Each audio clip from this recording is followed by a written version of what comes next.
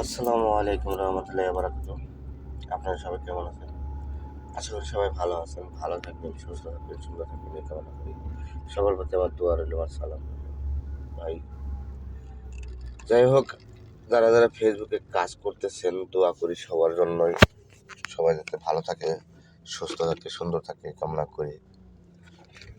তো একটু মনোযোগ দিয়ে একটু মনটারে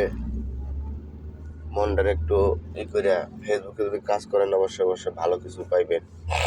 ফেসবুকে কাজ করতে থাকেন, ইনশাল্লাহ 2024 শেষ, কিন্তু 2024 শেষ, 25 আইছে, ঠিক আছে?